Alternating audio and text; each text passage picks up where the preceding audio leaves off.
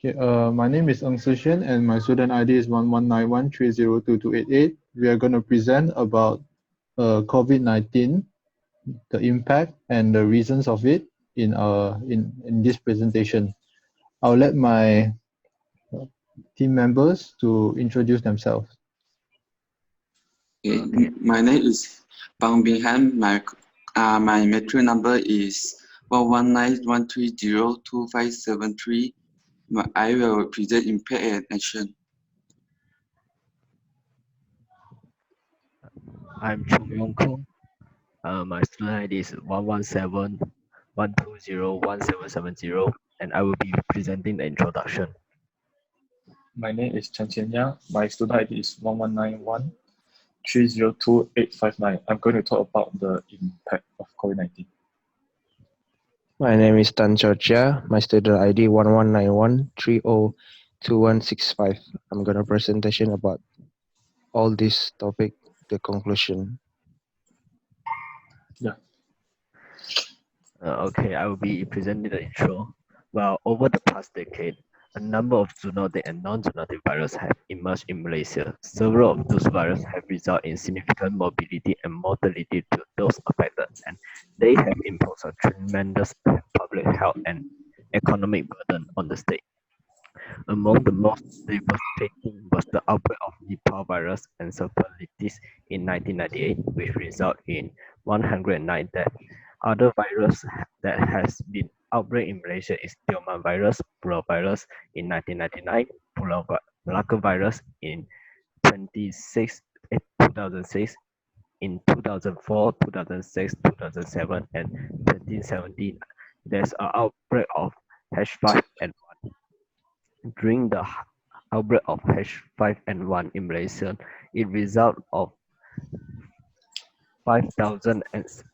56,000 poultry and 17,000 of egg was disposed. And the government has expenditure on equipment and material, transport, personnel, and transport to tackle the outbreak. During 2003, there is an outbreak on the subacute respiratory syndrome, which is the SARS in the world. Malaysia government has announced the travel restriction, and the total number of tourism from all countries to Malaysia fell 20.5% in that year. Well, those are some of the impact that causes by the virus in the past. Well, that's all from me. Thank you.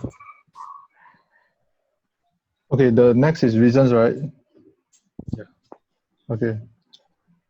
The reason for COVID-19, the disease appears to have originated from a Wuhan seafood market where wild animals, including birds, rabbits, bats, and snakes, are traded illegally.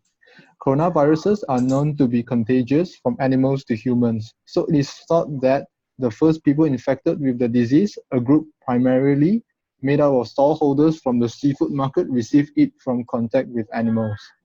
The search of COVID-19 animal source is still unknown. A team of virologists at Wuhan Institute of Virology released a detailed paper showing that the genetic of the new coronavirus makeup is 96% identical to the coronavirus found in bats. While a study published on March 26 argues that genetic sequence of coronavirus in pangolins are between 88.5 and 92.4% similar to the human virus. Some earlier cases of COVID-19, however, appear to have inflicted people with no link to the Wuhan market at all. It suggests that the beginning route of human infection may be much earlier than the market cases. Several theories have emerged. The first and wildest is that scientists at WIV carried out experiments with bat coronavirus involving so-called gene splicing, and the virus then escaped and infected humans. The second version is that careless biosecurity among lab staff and in procedures, perhaps in a collection of disposal and animal specimens, released a wild virus. However, there are not enough evidence to claim that the virus is engineered. The virus is more likely to emerge naturally and become stronger through natural selections. There is convinced convincing evidence that the new virus was not the result of intentional genetic engineering and that it almost certainly originated from nature, given its high similarities to other known bat-associated coronaviruses, said by James Lee Duff, the head of Galveston National Laboratory in the US. That's all for me. So now I'm going to talk about the impact of COVID-19. The economic damage in Malaysia comes from two main sources. The first one is the knock-on effect from the impact of the coronavirus abroad. And the second one is the implementation of Movement Control Order, the MCO. The first outbreak of the virus in China has created wide-ranging supply and demand shocks that have effect across the globe.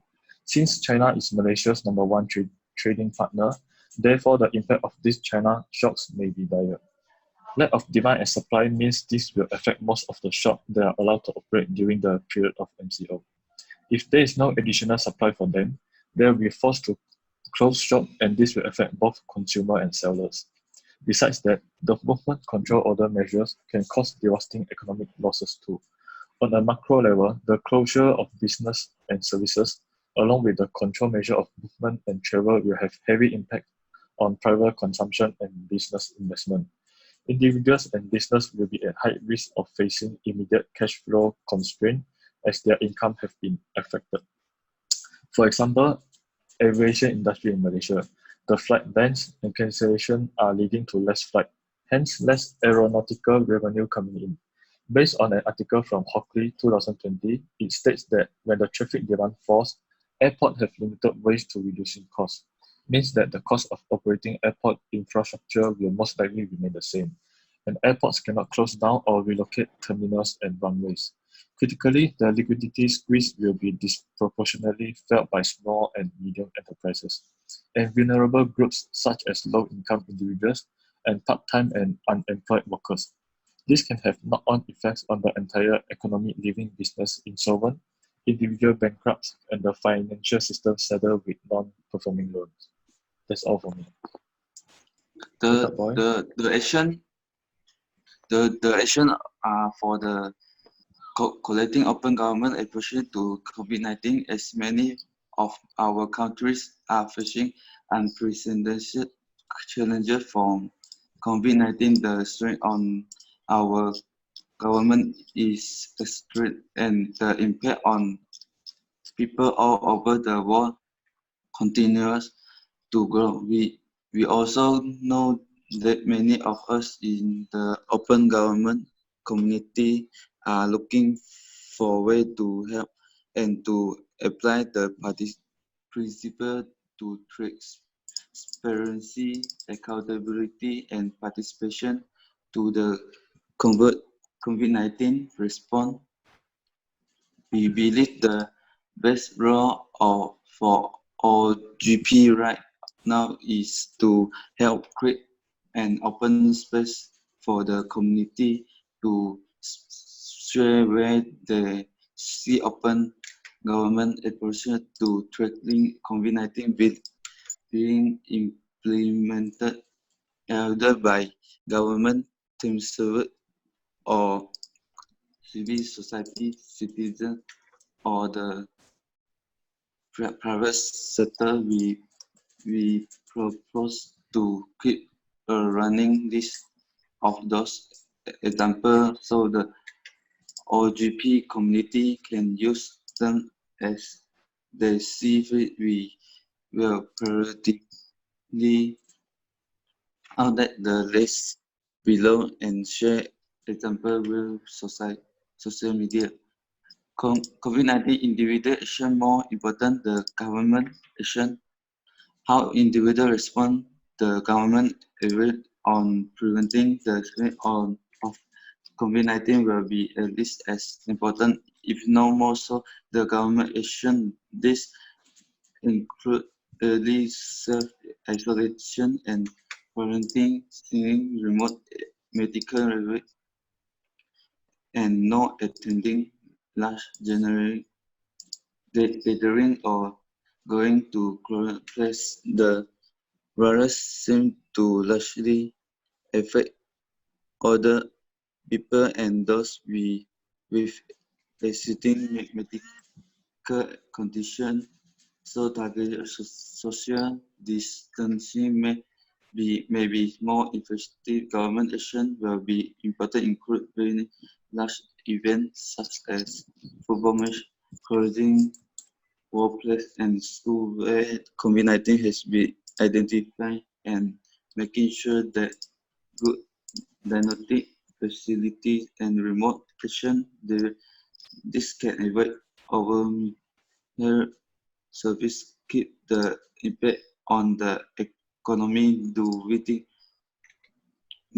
manageable level and effectively buy more time to develop and manufacturing effective and treatment. Control and prevention COVID-19 is measured for protecting workers from exposure to an infection with SARS-CoV-2, the virus.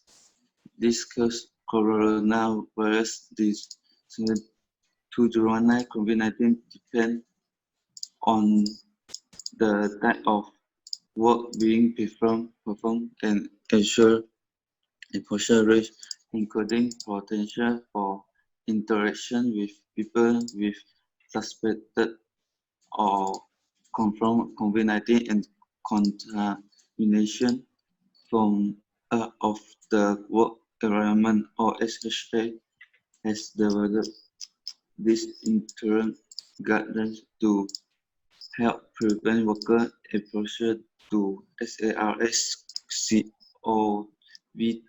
The general guidelines do not apply to all U.S. worker and employee. General guidelines for all worker and employee. The CDC has also developed interim guidelines for business and employee to plan for and respond to COVID-19. That's all. Okay, so the conclusion of this topic, we can notice that negative impact will be caused on Malaysia economy. China is Malaysia's #1 trading partner, a large source of foreign investment, and its top tourists outside of ASEAN. Besides that, most of the demand and supply in Malaysia are come from China. This will highly affect the economy of Malaysia due to the lack of demand and supply. Lack of demand and supply means this will affect most of the shops that are allowed to operate during the period of movement control order. The closure of business and service, along with the control measures of movement and travel, will have heavy impacts on private consumption and business investment. It affects on individuals' livelihoods, and business will be even more serious. Individuals and business affected by the temporary closure will be at high risk of facing immediate cash flows constraints as their incomes have been affected. We hope this COVID-19 will be over quickly so that the economy in Malaysia doesn't go down even more dramatically. Thank you. Okay, since everyone has finished their presentation, let us move on to the Q&A session. May start now. Okay, for the Q&A, the question one is there any vaccine for the coronavirus? When a disease is new, there's no vaccine until one is developed. It can take a number of years for a new vaccine to be developed. Henry. I have a question too. Is hand sanitizer effective against COVID-19?